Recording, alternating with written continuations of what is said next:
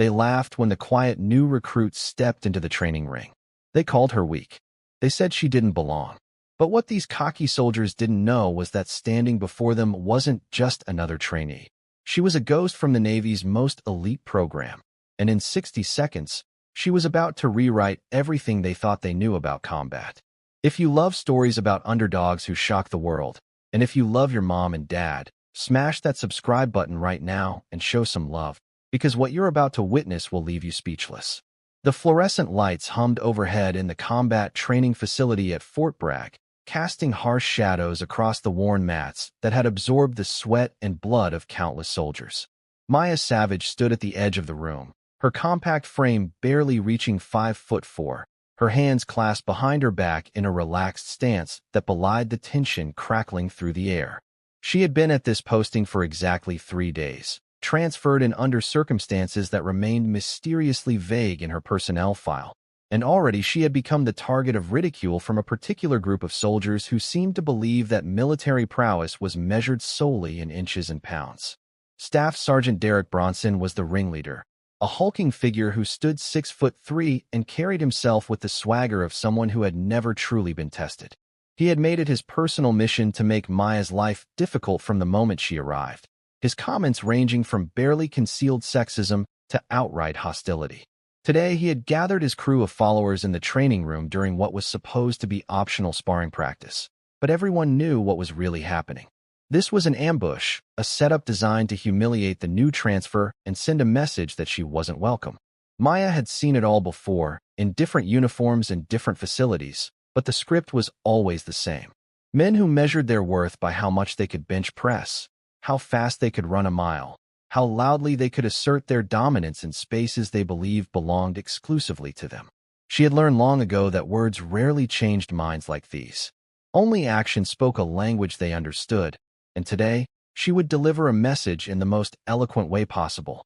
Well, Bronson announced, his voice carrying across the room as more soldiers filtered in, drawn by the promise of entertainment.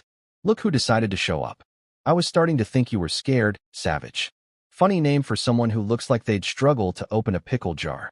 His cronies laughed on cue, a chorus of sycophants who had built their identities around being slightly less awful than their leader. Maya said nothing. She simply walked to the center of the mat, her movements economical and purposeful. She wore standard issue PT gear, black shorts, and a gray army t-shirt that hung loose on her frame. Her dark hair was pulled back in a tight bun, revealing a face that remained impassive despite the jeers beginning to echo around her. She had learned emotional control in places these soldiers couldn't imagine, had been forged in crucibles that would have broken most of the people now watching her with amusement and contempt. You know the rules, Bronson continued, circling her like a predator that had already decided the outcome of the hunt. This is voluntary sparring.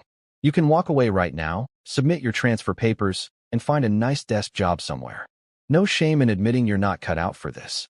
Hell, I'll even write you a recommendation. Might be good to have someone competent handling paperwork for a change. More laughter, louder this time, emboldened by his performance. The truth was that Maya had not wanted this confrontation. She had been sent to this unit for reasons that had nothing to do with proving herself and everything to do with a mission that required her presence, her specific skills, and her ability to remain invisible. But Bronson and his crew had forced her hand. She could either establish herself now or spend the next several months being undermined at every turn, and her assignment was too important to allow that kind of interference. I'll stay, Maya said quietly, her voice carrying despite its softness. There was something in her tone, a quality that made several of the more perceptive observers shift uncomfortably. It was the voice of someone who had already calculated every possible outcome and found them all acceptable. Bronson grinned, cracking his knuckles in a display so cliché that Maya almost smiled. All right then, standard MMA rules.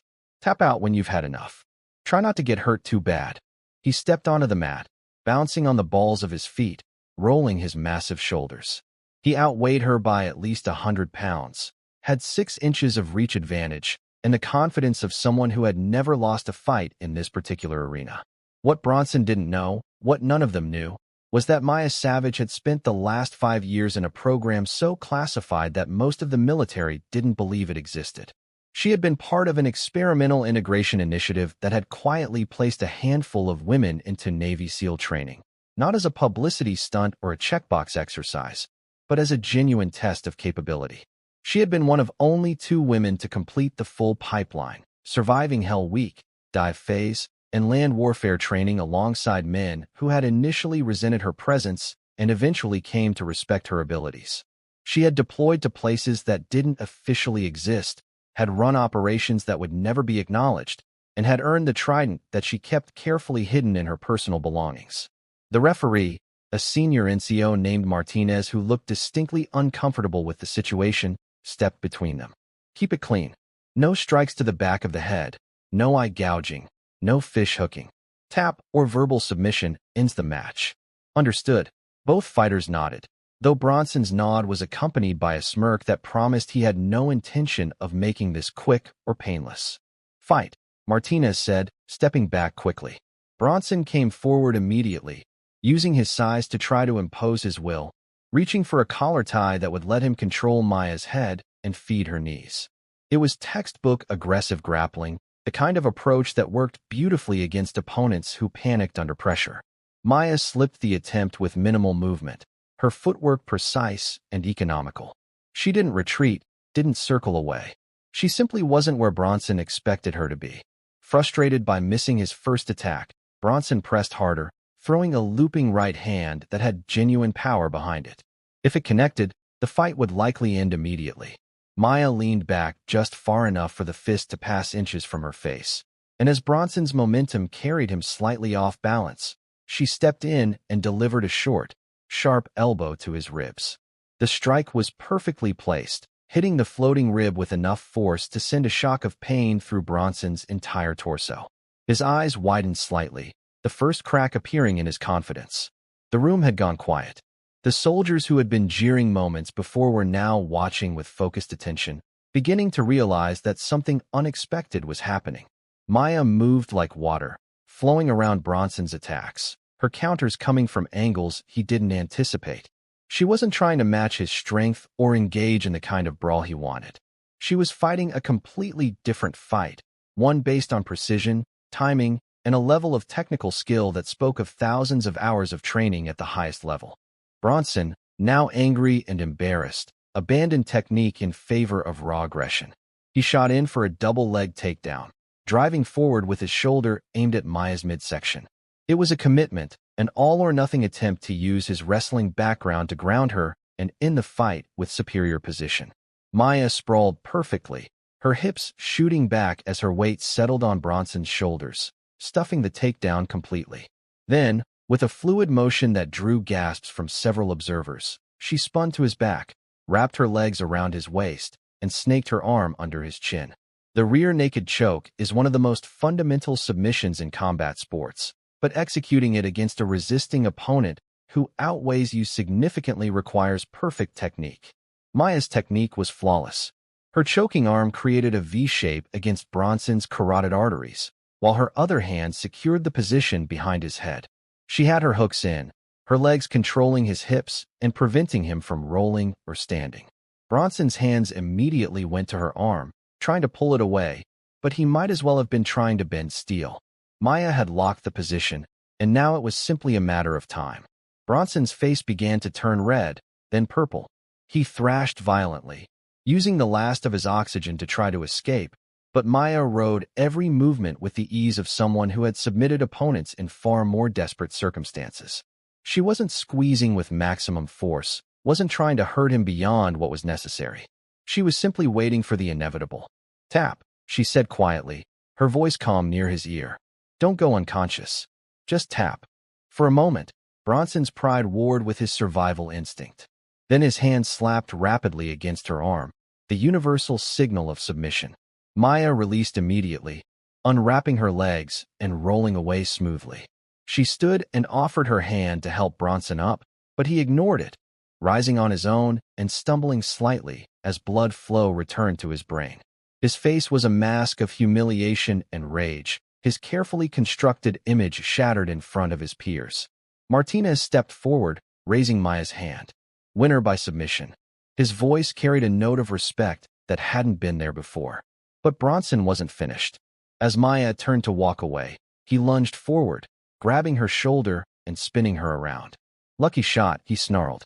You got one surprise in. Let's go again. Best 2 out of 3. The room tensed. This wasn't about sport anymore. Bronson's ego had taken a beating, and he was looking to restore it through any means necessary. Maya looked at him calmly, seeing not a threat but a child throwing a tantrum. Still, she understood that walking away now would solve nothing.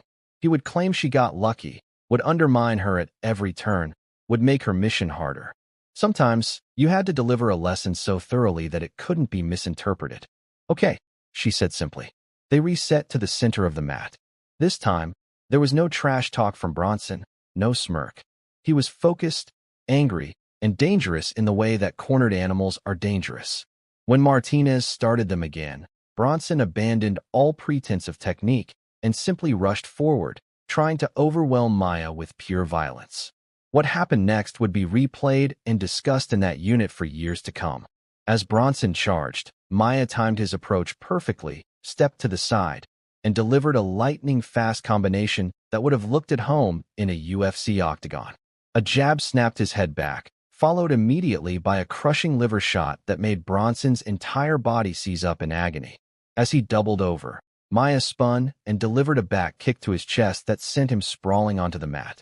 She was on him instantly, transitioning through positions with a speed and fluidity that made it clear the first match had been her showing mercy. She passed his guard, achieved mount. Then when he tried to turn away from the strikes she was threatening, she smoothly transitioned to his back again. This time, instead of a choke, she isolated his arm and began working for an armbar. Bronson, still gasping from the liver shot, tried to defend, but Maya had already secured the position. She extended his arm, applying pressure to the elbow joint, stopping just short of the point that would cause serious damage. Tap, she said again. Bronson hesitated, and Maya applied a fraction more pressure. Tap now or I break it. Your choice. He tapped. Rapidly. Desperately. Maya released immediately and stood, this time not offering her hand. She simply looked down at him, her expression neutral, then turned to walk away. Who the hell are you? The question came from Martinez, who was looking at Maya with a mixture of shock and dawning realization. Her movement patterns, her techniques, the way she had controlled a much larger opponent with such complete ease, it all pointed to training that went far beyond standard army combatives. Maya paused at the edge of the mat. For a moment, she considered maintaining her cover, keeping the truth buried beneath layers of classification and need-to-know restrictions. But these soldiers deserved to understand, deserved to know that disrespecting someone based on assumptions could cost them in ways they couldn't imagine. My name is Maya Savage, she said, her voice carrying to every corner of the now silent room. I spent 5 years with Naval Special Warfare Development Group. I completed BUD/S Class 347, survived Hell Week, and earned my Trident. I've deployed to 13 countries on operations you'll never hear about. I've jumped out of planes, dove in waters that would kill you in minutes, and fought in places that don't exist on maps. I was transferred here for a specific assignment that I cannot discuss, and I came here hoping to do my job quietly without incident. She turned to face the assembled soldiers, many of whom were staring at her with slack-jawed amazement. The idea of a female Navy SEAL was something most of them had heard rumors about, whispered speculation about secret programs, but standing before them was living proof. I don't want your respect because I beat someone in a fight, Maya continued. I want your respect because I earned it the same way every other SEAL earned theirs, through blood, sweat, and refusing to quit when everything in me wanted to give up. I didn't ask to be a symbol or a statement. I just wanted to serve my country at the highest level possible. And I did. She looked directly at Bronson, who was still on the mat, his face a mixture of shame and awe. You want to know what I learned in the teams? I learned that the quietest people in the room are often the most dangerous. I learned that assumptions get people killed. And I learned that real warriors don't need to prove themselves to anyone. They just do the work. The silence that followed was profound. Martinez was the first to move, walking over to Maya and extending his hand. She shook it, and he nodded with deep respect. It would be an honor to train with you, if you're willing. Of course, Maya said, and for the first time, she smiled. It was a small smile, but genuine. Over the next hour, the dynamic in that room shifted completely. Soldiers who had been jeering earlier now approached Maya with questions, wanting to learn, to understand how she moved the way she did. She spent time showing techniques, breaking down the mechanics of submissions and strikes, teaching with the same patience and precision she had learned from her instructors in Coronado. Even Bronson, after taking some time to process his humiliation, approached her. "I'm sorry," he said, the words clearly difficult for him. "I was out of line. I judged you without knowing anything about you, and that was wrong." Maya studied him for a moment, then nodded. "Apology accepted. Use it as a lesson. The person you underestimate might be the one who saves your life someday, or the one who could have, if you hadn't driven them away with your attitude." In the weeks that followed, Maya became an informal instructor in advanced combat techniques, sharing knowledge from her years in special operations. Her presence elevated the entire unit's capabilities and, more importantly, changed the culture. Soldiers who had never questioned their biases began to think differently, to evaluate people based on capability rather than appearance or preconceptions. The twist that nobody in that room knew, the secret that Maya carried with her, was that her assignment at Fort Bragg was temporary. She was there to assess and recruit candidates for a new Joint Special Operations Task Force that would operate across all branches of the military. She needed individuals who could think beyond conventional boundaries, who could adapt and overcome prejudices, who could work with anyone toward a common mission. She had been testing them all from the moment she arrived, and they had no idea. Bronson's harassment, while genuinely problematic, had also provided her with valuable intelligence about unit culture and individual character. The soldiers who had stood by silently while she was bullied had revealed themselves as followers. Those who had approached her afterward with genuine curiosity and respect had marked themselves as potential candidates. And Bronson himself, in his willingness to apologize and learn, had shown a capacity for growth that was rarer than raw talent. 6 months later, when Maya moved on to her next assignment, she left behind a unit that was fundamentally changed. 3 soldiers from that facility eventually joined her task force, including one that nobody expected, Derek Bronson, who had used his humiliation as motivation to completely remake himself. He would later credit that day on the mat as the moment his real military career began, the day he learned that strength came in forms he had never imagined. As for Maya, she continued her work in the shadows, a ghost who moved through the military's most elite circles, breaking barriers not through speeches or protests, but through undeniable excellence. She never sought recognition, never demanded acknowledgement. She simply did the work, earned the respect, and proved every single day that capability knows no gender, only dedication, skill, and the willingness to pay the price that excellence demands. The story of that fight in the training room became legend, told and retold with embellishments and elaborations. But those who were there, who witnessed it firsthand, always came back to the same truth. They had learned more in those few minutes than in months of conventional training. They had learned that a warrior's worth isn't measured in size or swagger, but in the quiet confidence that comes from knowing exactly what you're capable of and having nothing left to prove. We want to hear from you. Drop a comment below and let us know what part of the country you're watching from. And tell us your thoughts on Maya's incredible story. Are you inspired? Shocked? Ready to challenge your own assumptions? Share your location and your reaction. We love hearing from our community across this great nation.